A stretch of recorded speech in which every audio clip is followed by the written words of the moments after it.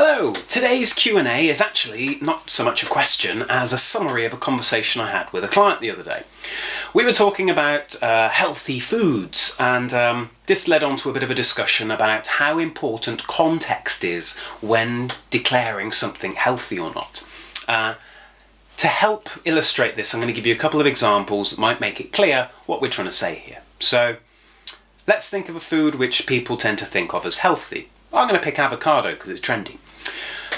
Avocado is undoubtedly good for you in some respects. It is packed full of fibre, which, as the article came out the other week, how important fibre is for preventing a whole lot of diseases. You can't argue that's not good. It's got a lot of fat-soluble vitamins and minerals in there, which, again, good for your health. However, it is a bit of a calorie bomb. Half an avocado is roughly the calorie equivalent of a pint of Guinness or a large glass of red wine. So, if you are over-consuming your calories for the day and you are gaining weight is not good for you. It's not healthy. So, you could argue, in certain contexts it's good, in certain contexts it's not good. Similarly, oily fish, undoubtedly good for you for a lot of the same reasons, really. Healthy fats, omega-3s, vitamin D, all prevalent in oily fish. We should all include oily fish in our diet. It's healthy.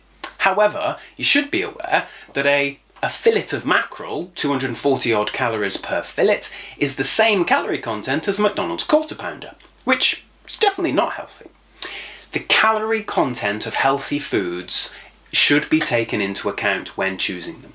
You can have a diet that is consisting entirely of healthy foods, which is making you gain weight because you are unaware of the calorie content of said healthy foods.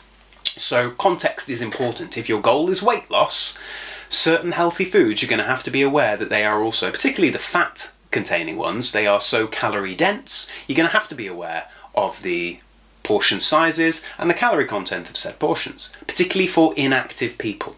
If you have a relatively sedentary job, you're not exercising an awful lot, then fatty foods are undoubtedly healthy, but they are quite calorie dense. So your calorie needs are reduced, they are small because you're inactive. You're also potentially trying to lose weight, so you're operating in a calorie deficit.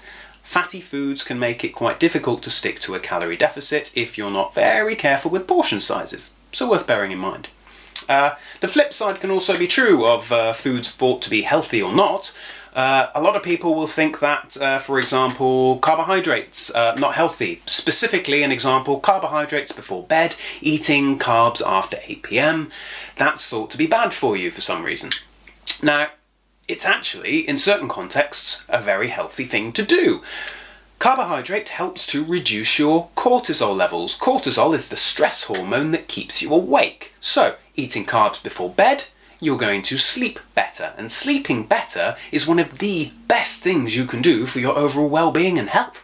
So, in certain contexts, this unhealthily perceived carbohydrate before bed is actually very good for you.